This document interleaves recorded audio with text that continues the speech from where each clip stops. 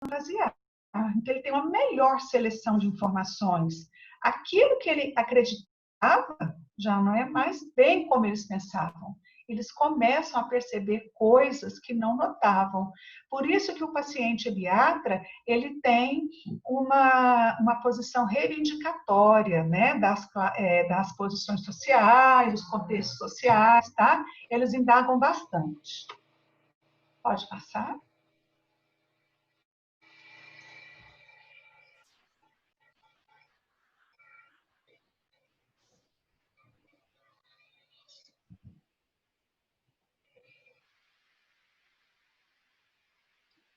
Pode passar, ler. Então, foi aquilo que eu falei da evolução sexual, tá? Então, começa em grupos, tá? Com pessoas do mesmo sexo e vai gradativamente tendo a independência e a segurança. Então, as principais características, tá? Emocionais do paciente é a busca de si mesmo, de identidade, separação progressiva dos pais, ele tem uma tendência grupal, ele tem crises religiosas, condutas contraditórias, flutuações de humor, necessidade de intelectualizar e fantasiar, e tem a evolução sexual. Então, o que a gente queria falar, tá? Sobre características emocionais, psicológicas, são essas. Pode passar. Alguém quer acrescentar alguma coisa? Então, é uma época de conflitos que pode levar a comportamentos variados. Na adolescência, pessoal, nós temos muitos comportamentos também, tá? Que é uso de drogas, depressão, sexo, propensão ao suicídio e aos distúrbios alimentares. Então, hoje a gente sabe que tem uma grande porcentagem de adolescentes, tá? Com distúrbios, né, psíquicos. Nós temos muito, hoje a quarta maior causa de morte na adolescência é o suicídio. E os distúrbios alimentares, que vai ter uma aula só sobre isso, que é um distúrbio também de comportamento, que são os comportamentos anoréxicos, tá? As bulimias e outros que a gente vai citar também. Pode passar. Então, o nosso paciente adolescente, ele tem um distúrbio da sua imagem. Às vezes ele está magro e ele visualiza no espelho como estar aqui. Ele se sente gordo.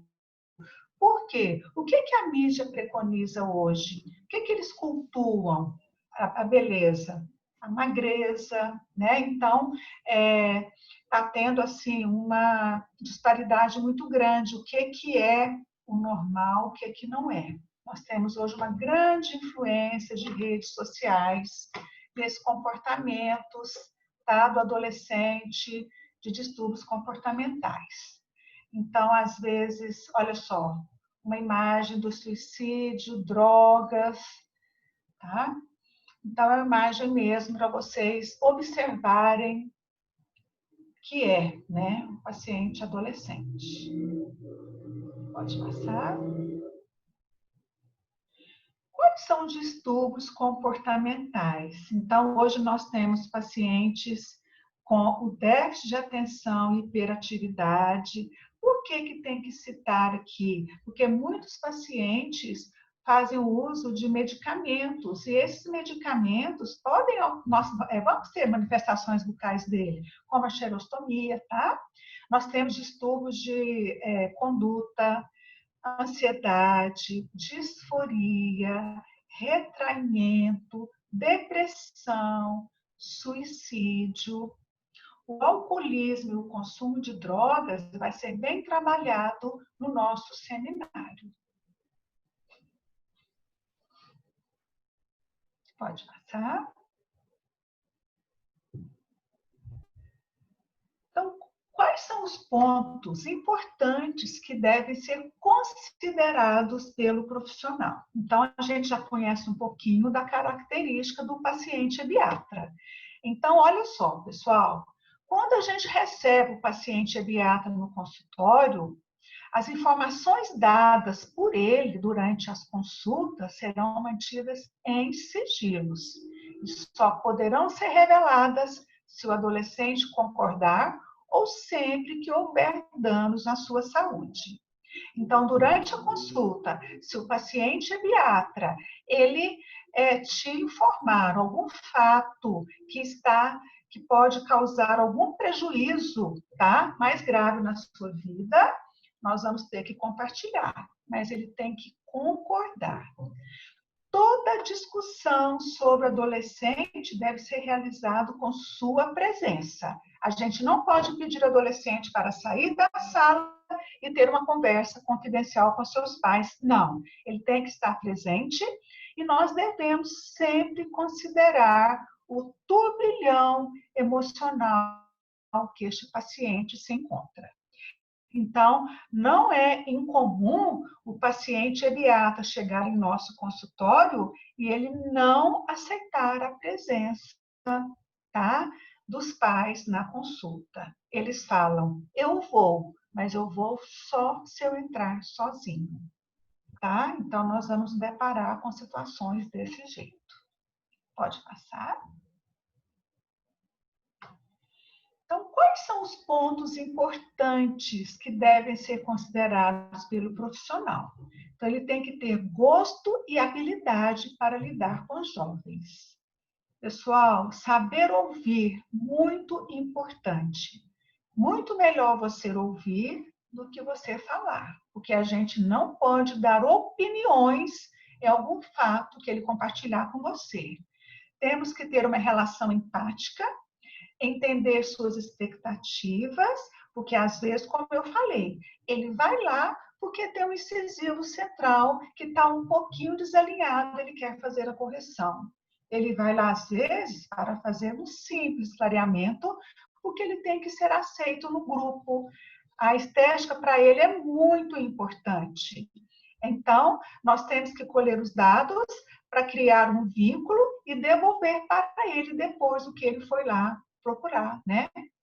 Ser livre de preconceitos. Porque nós temos que estar aberto para conversar, se for o caso, sobre doenças sexualmente transmissíveis, sobre a AIDS, gravidez precoce, sobre sexo, homossexualidade, drogas lícitas e ilícitas. Pode passar? Então, quais são as abordagens que devemos fazer durante a consulta? Primeiramente, nós vamos fazer anamnese, coletar os dados e depois vamos conversar um pouquinho sobre a dieta, tá? Porque o paciente pediatra, ele tem um alto consumo de bebidas ácidas e carboidratos fermentáveis. E a gente sabe que os carboidratos fermentáveis, na presença de biofilme, vai ocasionar a desmineralização. Porque a doença cárie é um desequilíbrio no processo DES-RE.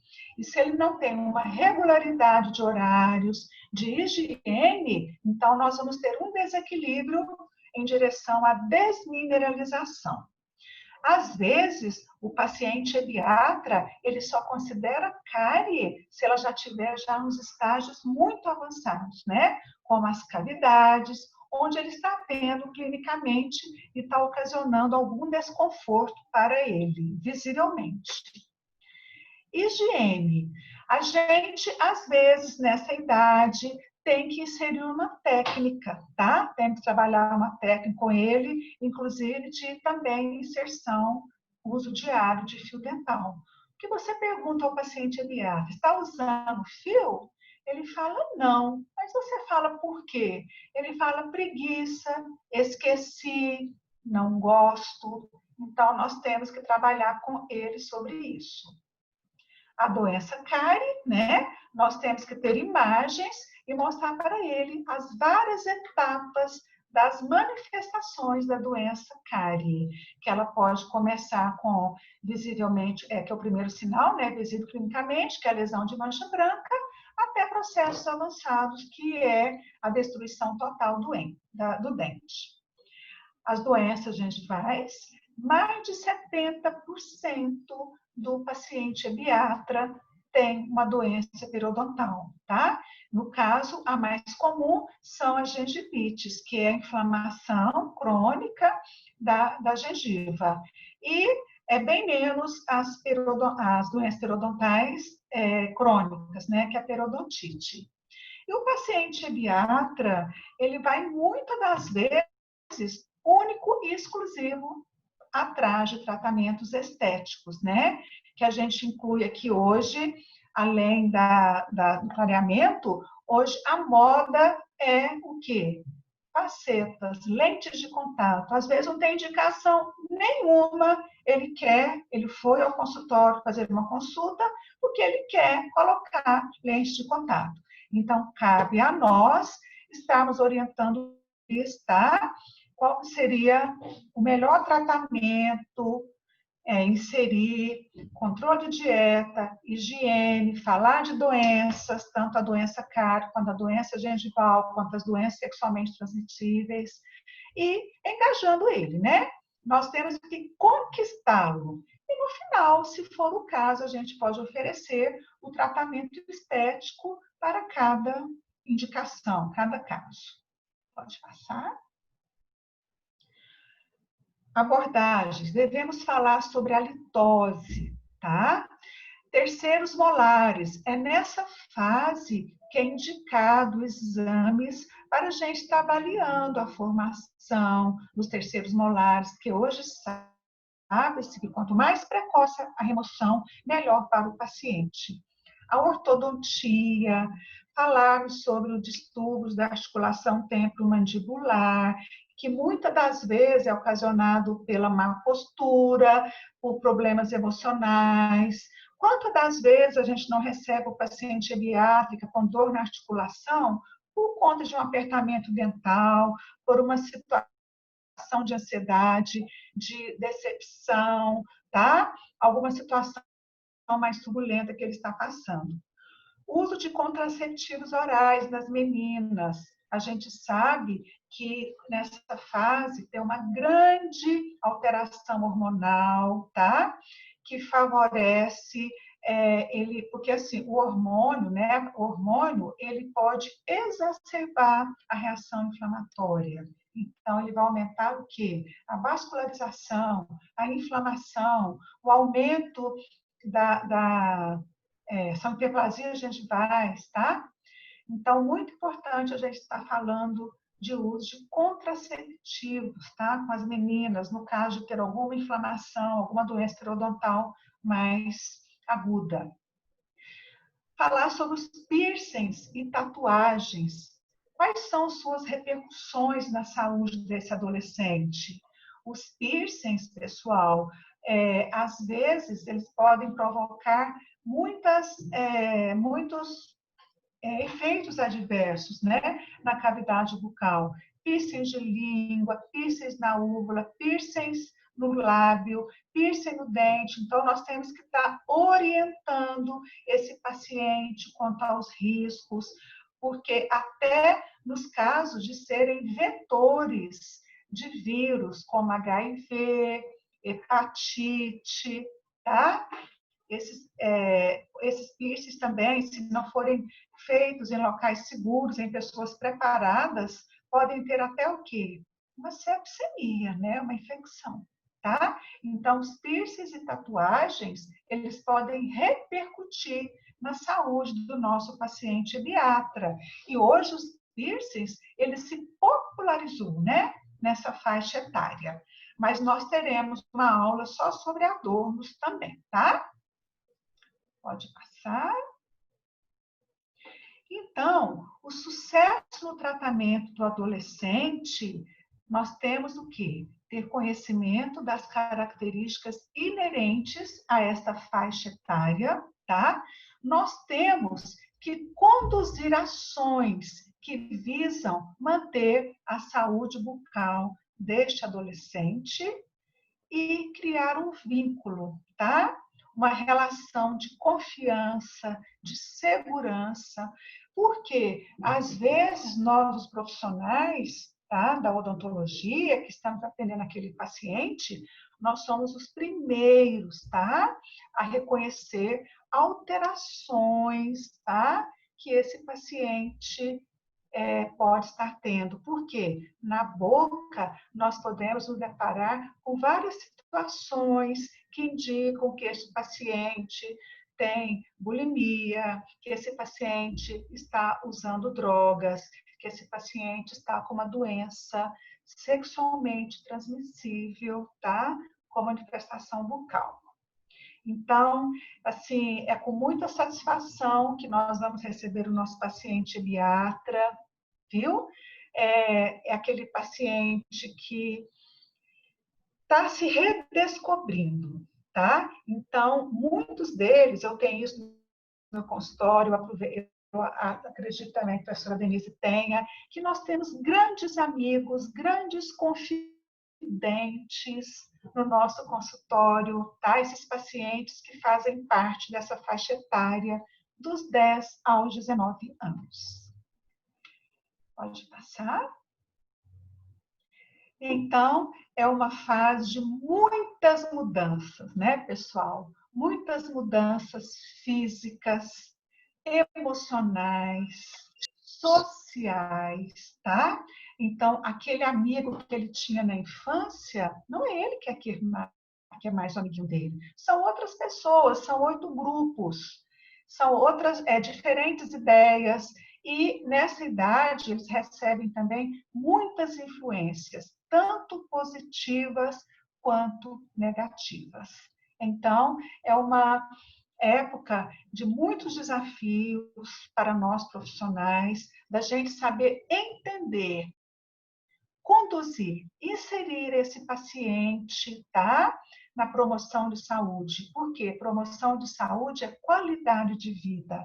Vamos ter bons hábitos, vamos ter uma boa higiene, certo? Então, é isso que eu tinha para falar para vocês sobre essa primeira aula, assim, propriamente dita, da condução do paciente no consultório. Pode passar.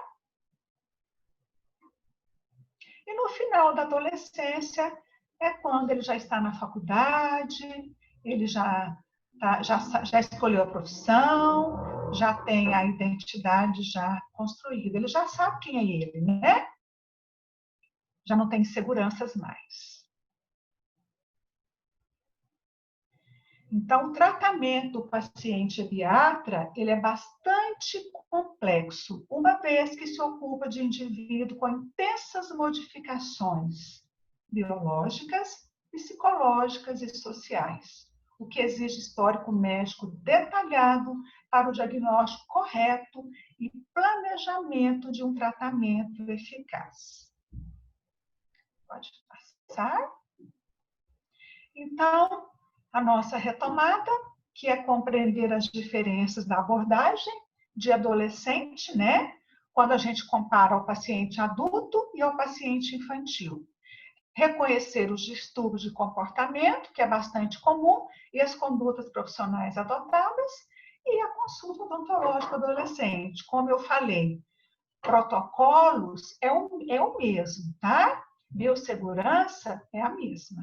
Agora, o paciente pediatra, o que vai mudar, tá? São o que, gente? É a gente saber respeitar, acolher esse paciente, é ter a empatia, é se colocar no lugar dele, tá? Então, é uma relação muito amistosa que nós devemos desenvolver entre nós e esse paciente nessa fase tão difícil para ele, né?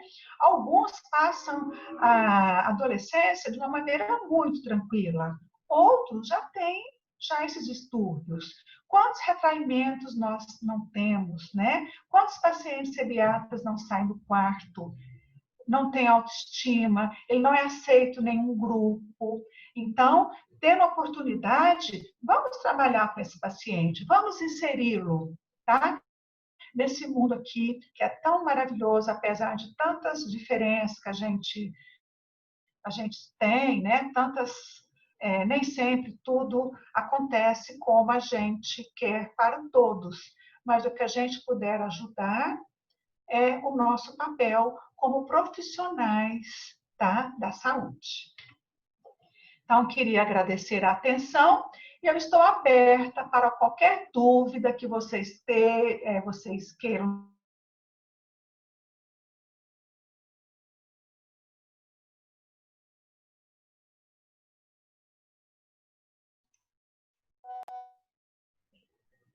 Então, estou aberta a qualquer dúvida, qualquer esclarecimento, ou se alguém quer compartilhar algo comigo, a professora Denise. Professora, você quer complementar alguma coisa? Eu quero fazer um comentário a respeito, assim, de quando a gente vai atender o paciente, ou no consultório, ou aí na clínica. Às vezes, essa mudança de humor que o paciente ebiatra tem, às vezes eles chegam para consulta, assim, com a cara ruim, não quer falar com ninguém. E às vezes, assim, a maneira de você abordar esse paciente vai modificar todo o comportamento dele.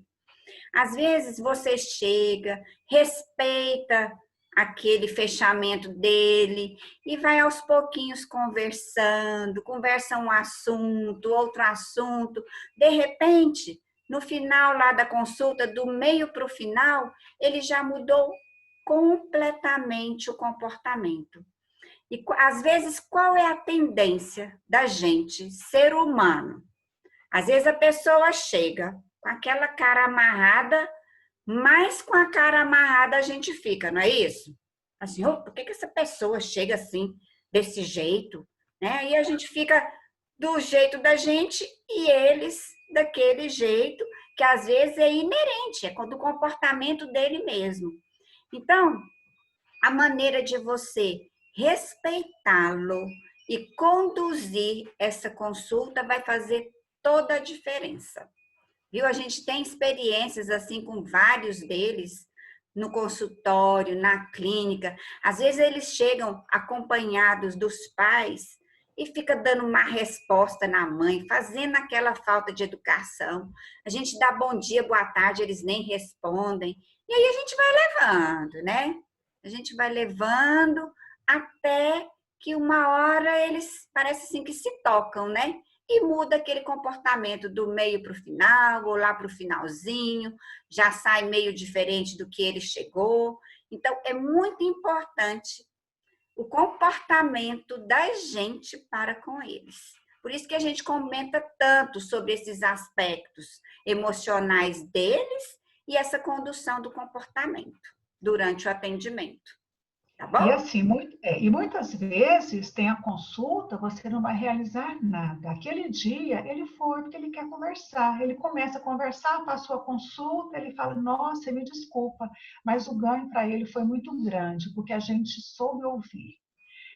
Eu nunca esqueço uma situação no meu consultório de um paciente que ele cresceu lá, depois ele virou adolescente, estava comigo desde 4 anos de idade. Ele chegou muito triste, muito apavorado no consultório.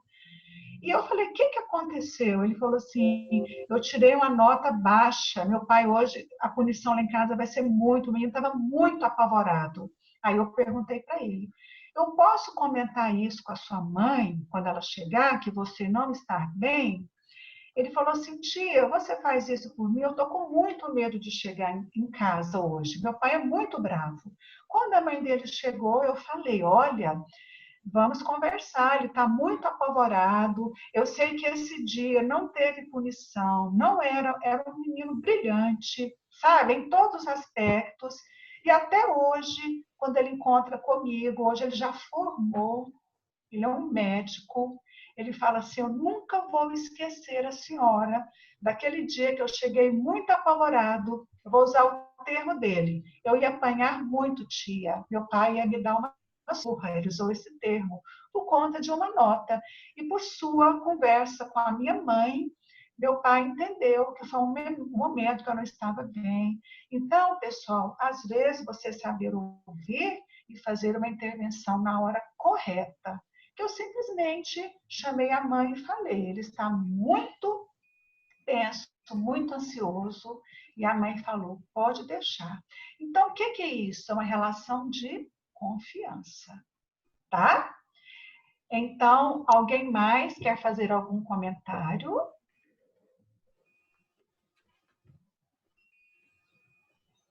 Não? Conta aí pra gente o que vocês estão achando aí da disciplina, das primeiras aulas. Está interessante? Querem que a gente faça de uma maneira diferente? Tem muita gente se identificando aí com esses comportamentos aí desses adolescentes. Lembra que eu falei que às vezes a idade cronológica, tá? Não equivale essa que a gente mencionou. Então, às vezes, são antes, os outros estendem um pouquinho mais, tá bom? Não é uma ciência exata.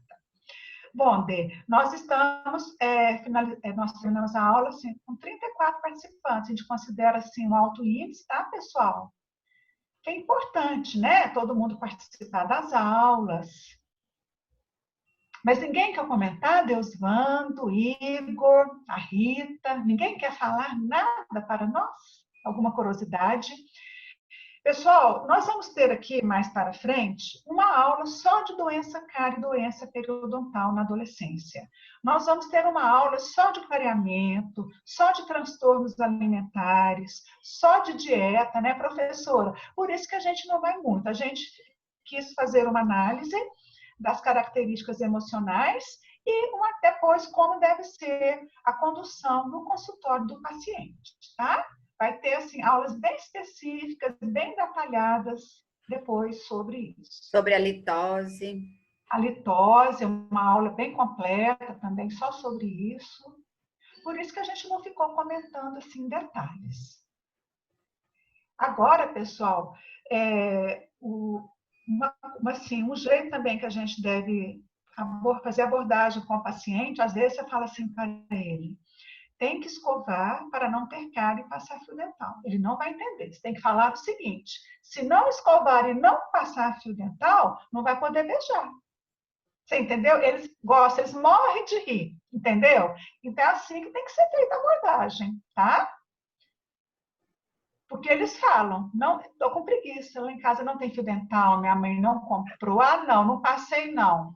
Aí, quando vai chegando perto da consulta, eles passam o fio, mas não vai adiantar, não é? Porque tem que ser uma prática diária. Então, tem que ser muito bem trabalhado uma técnica, uso do fio dental, a higiene da língua. Vai ter uma aula só sobre o controle do biofilme através de agentes quimioprofiláticos, que são os enxaguantes, que eles falam, eu faço bochecho todo dia com enxaguante.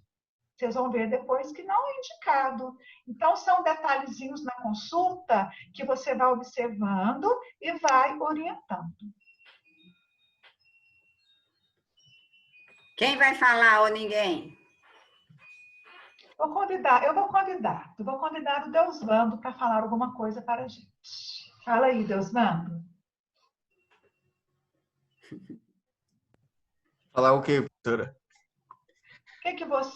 A professora perguntou se vocês têm alguma sugestão, como é que está sendo as aulas, que é uma disciplina diferente, como a gente falou, que tem muita interação entre nós, tá? Tem uma troca. O que vocês estão achando, o Victor, o João, a Ana? Podem fazer sugestões, ou se tá bom desse jeito. Tá interessante, professora. Algumas coisas estão até sendo úteis, porque alguns já tiveram a oportunidade de pegar paciente nessa faixa etária na clínica e passamos por algumas dificuldades, né? Então, são coisas que a gente já está podendo ver assim, tipo, numa próxima oportunidade eu vou poder aprimorar nisso. Que bom, então. Muito bom. Alguém mais quer fazer algum comentário? O João, o Victor, Alice. Raniele, Milena.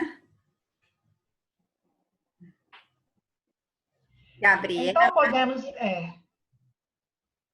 podemos encerrar ou querem que faça algum comentário de algo que ficou, que vocês querem que eu Fale, dê mais exemplos, que eu comente mais.